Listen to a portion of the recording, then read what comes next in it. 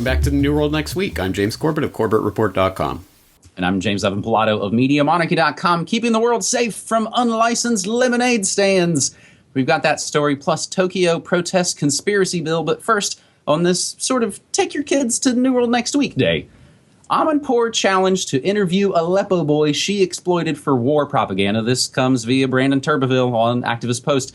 Hyped and heaped with praise from establishment corners all across Troll America, the heavily opinionated Christiane Amanpour has long promoted the line of the military-industrial complex whenever its methods come in the form of humanitarian love bombs and war under the guise of responsibility to protect, R2P, as we've talked about here many times. Amanpour has long been a successful propagandist for the establishment, particularly when it came to Syria. She's a mainstay on fake news channels like AT&T, Time Warner, CNN, as well as Disney's ABC. However, it seems like Amanpour may have stuck her neck out a bit too far now after the picture of Omran Daknish, little Omran, was paraded all across Western TV screens. Amanpour attacked Russian Foreign Minister Sergei Lavrov with the image in order to browbeat him and claim that Russia was supporting a butcher in Syria who's killing civilians with abandon. But now that little Omran and his dad have resurfaced, Amanpour's propaganda falls all apart. The boy's father has revealed that the photo was nothing more than a clever photo op taken by the Academy Award-winning, Oscar-winning White Helmets, of course for the purpose of demonizing the Syrian government. Furthermore, it was revealed that the terrorists attempted to pay to turn him into, a long-time propaganda. More videos. They needed more propaganda. You kind of catapult the propaganda. The sharpest sting to Amanpour's narrative, however, might be that the family totally supports the Syrian government. With these new revelations having made their way across the alt media, indie media, the mainstream media, still pretty quiet, and Amanpour, I don't believe, has said a thing. This has prompted even the Russian Foreign Ministry to offer a challenge to Amanpour, and there are videos of that. Simply interview the boy and his family and follow up on the story she once reported on with such apparent conviction. But as we know, the dinosaur media is not a huge fan of subtext and context and going back and cleaning up and following up on stories.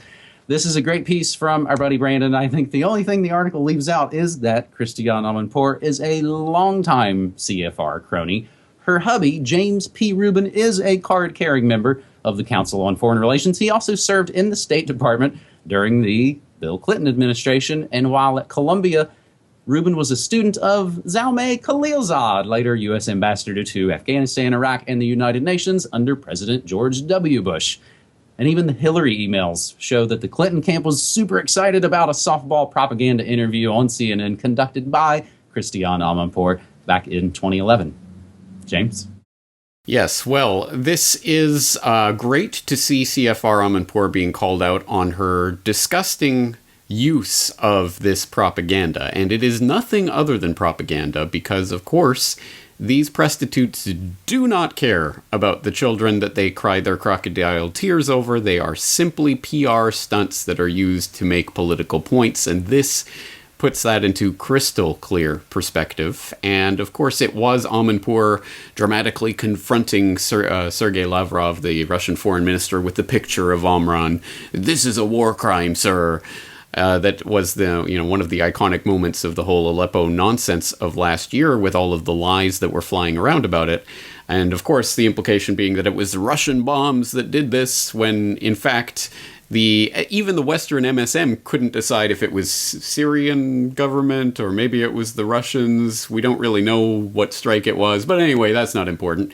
Whereas, of course, Omran's father, the person who's actually affected by this, says that he didn't hear any planes. He didn't know if it was an airplane at all. It could have been the rebels, those valiant, wonderful rebels who were, of course, just the innocent people in all of this, right? Wait, no, they're the terrorists that terrorized the people of Aleppo for many, many months, with the active complicity of the MSM. A great breakdown of this story for people who really need it, who don't remember all of the Omran Daknish, PR nonsense that went on last year and everything that surrounded that, is from our friend Eva Bartlett, previous Corbett Report guest. I believe you talked to her as well. She had a MintPress news article, MintPress meets the father of iconic Aleppo boy who says media lied about his son, that I'll put in the show notes. It's a great breakdown of the story and her interview with Omran's father. And it does point out things like, of course, again, I'm sure a lot of our viewers know it, but it's good to put this on record, Mahmoud Razlan, the man who took the iconic photo of Amran sitting there in the ambulance, was also, of course, highly associated with and took selfies with the Nur al-Din al-Zinki faction of fighters, terrorist fighters there in Syria, who are, of course, best known for beheading a 12-year-old boy in graphic, disgusting detail on video. So these are the kinds of people that were responsible for this PR. And it's, of course, Christiane Amanpour cannot respond to this. She cannot acknowledge this story at all, because there is no way to spin this. You cannot cry crocodile tears over a boy and then refuse to talk to him or his family or report on what they think about this event that these prostitutes were using as propaganda. So Christiane Amanpour, she cannot address this. She will never, I guarantee you, she will never address this. Unless, you have some actual citizen journalists, confronting these prostitutes on the street or wherever you find them, sticking a camera in their face and demanding answers about this. That's what I'd love to see. I'd love to see everyone tweeting and emailing and making an issue out of this story. Again, not because I think Christiane Amanpour will ever say anything about it, but because we need to show the public that these prostitutes who cry these crocodile tears do not care about the children that they're using as PR props in their propaganda campaigns. Well, we'll include the link to her Twitter account. We'll see how that goes in the show notes, as we'll include everything that we always say in these episodes in the show notes. I'm glad you mentioned Eva Bartlett. It's been great to see kind of her stock rise in the last several months. And we'll also include just regular old Wikipedia entries on Christiane Amanpour and James P. Rubin, and also how Amanpour fits in on historycommons.org in their complete 9/11 timeline. We'll also have the Hillary Clinton email archive in there as well. As you are checking out New World Next Week, episode 313 for June 15th, 2017. Our second story this week, James, we head off to Japan as young people hit Tokyo streets to protest anti-conspiracy bill. Thousands of people took to the streets of central Tokyo on June 11th, this past Sunday, to protest the government's anti-conspiracy bill in a demonstration organized by the activist group Public for the Futures, the translation. The controversial bill, now before the House of Councilors, would criminalize, quote, acts of preparations to commit crimes such as terrorism, end quote, by changing the conditions that constitute conspiracy. According to organizers, some 4,000 people turned out for the march, which featured speakers from multiple organizations. Amid all the hustle and bustle of Tokyo's Shibuya Ward, one of the main messages of the protest was scrap the bill. The government is aiming to enact the anti-conspiracy bill during the current session, but the plan's been met with widespread criticism. Rival politicians, academics, citizen group members claim that, quote, rephrasing the term conspiracy as preparations to commit crimes such as terrorism is impression manipulation. There's a real danger that people who think that they have nothing to do with the legislation could end up as a surveillance target, meaning, I don't have anything to be afraid of. I haven't done anything wrong. That's essentially what they are saying. So, James, this is another unbelievable situation, I think, that we see developing all around the world. And when I've looked for some related updates to this, it seems like the story has been that they've tried this before, that this isn't the first time they've tried to push through this bill.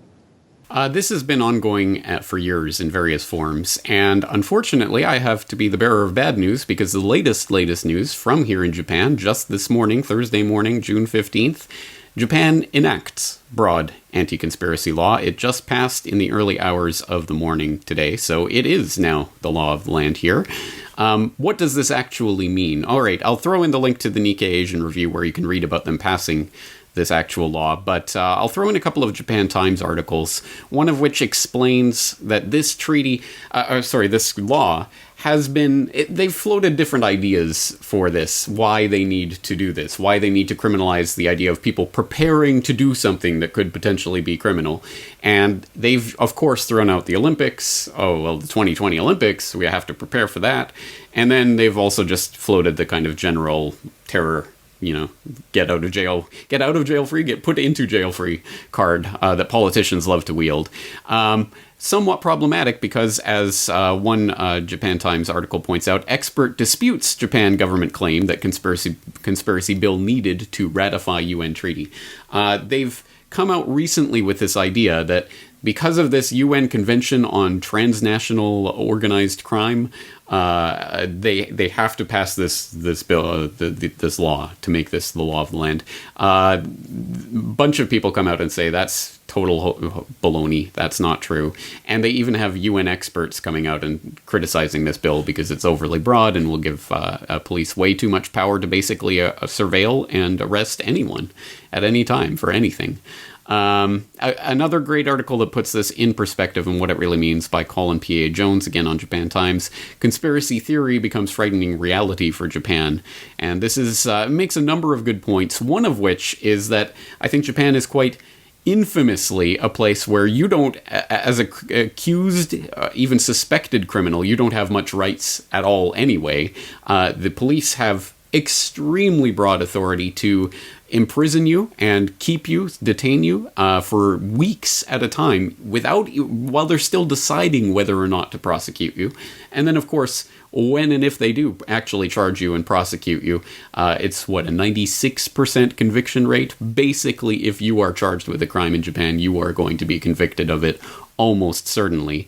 So the police already have exceptionally broad authority. This only makes it to the point where basically anyone can come under enough suspicion to fall under this law at any time. And it is frightening because, of course, this is a political tool that will be used against political enemies of the Japanese government. And that's the way this rolls. So I'll put in those links to those articles to give you some more background on this. And I guess young people can hit the streets and protest all they want, but it's still going to be ramrodded through by the Abe government, and it just was. This seems like the stories that happen all around, and the powers that shouldn't be basically write laws to say the criminal things that they've been doing are no longer criminal. Our third and final story this week, James, will go from Japan to your old Canada. Ontario Township defends Shuttering Girls Lemonade Stand. This is a classic statist summer story for you. When Jonathan Smith's 5-year-old daughter Lily decided last week she wanted to set up a lemonade stand near their home in Tay Township in Ontario's southern Georgian Bay region, Smith enthusiastically helped her build it. Her dad helped build the lemonade stand. On this past Sunday, Smith said he discovered a notice from the township taped to his front door and another one on the lemonade stand. The letters, originally delivered by bylaw officers, notified him that he had 10 days to take down the wooden stand or the township would remove it at a cost of $125 that he would have to pay. Robert Lamb, Chief Administrative Officer for Tay Township, told the CTV, where we grabbed this article from, that the request for the lemonade stand's removal was made due to liability concerns. We're being made out to be monsters for taking somebody's lemonade stand off the trail, but the reality is it is public lands, and if somebody had hit it, we then could get sued, and those are public dollars that then have to defend the municipality, he explains. James, this happens all around. And it sounds like a thing that would happen more in the States. But as time goes by, it seems like Canada's acting like their awful neighbor to the south a little more. Oh, yeah. I mean, this doesn't surprise me at all in Canada. I would expect this.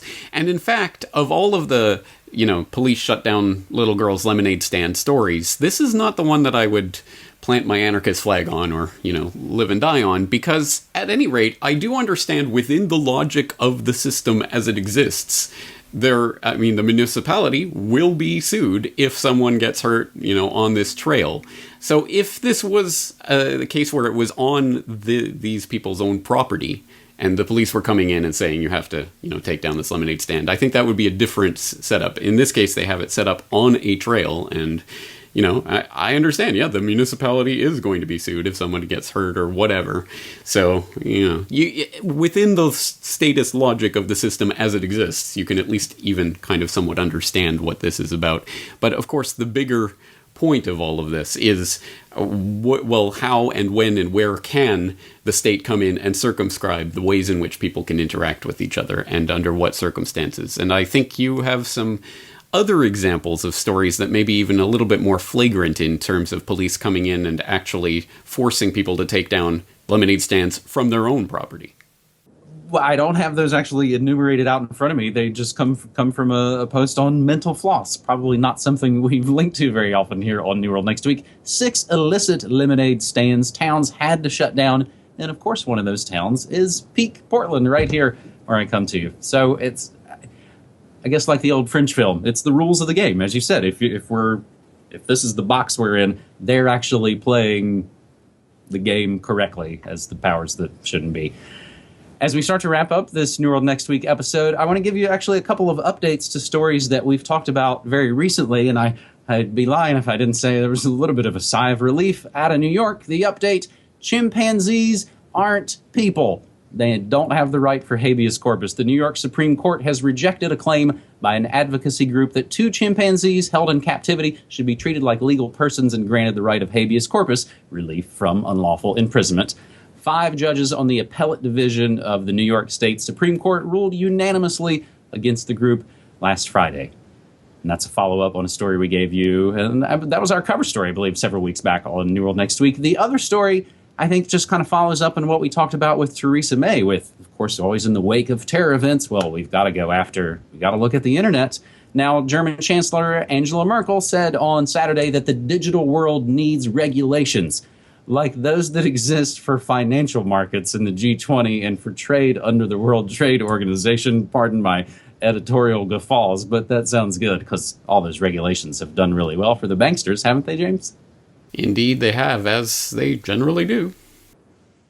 So that's all I got for you, and we end this New World Next Week episode without any good news, unfortunately. And to make the bad news worse, note for myself, I've been having server woes in the MediaMonarchy.com kingdom as we've continued to grow as a listener-supported outlet for now almost 12 years. I've been having server woes for about the last week. The podcasts haven't been coming out from the usual feed of the morning show and the daily DJ set, but what I have been doing is posting the entire episodes up to YouTube and, more importantly, over on BitChute.com/channel/MediaMonarchy. So all my morning shows of the past week plus are over on the YouTube channel and the BitChute channel as well. And I think that kind of directly relates to we are listener-supported media. So we'll once again point you to MediaMonarchy.com/support and CorbettReport.com/support, which has the Bitcoin and the PayPal and the Patreon. James? All right, we're going to leave it there. James, talk to you again next week. Thanks, buddy.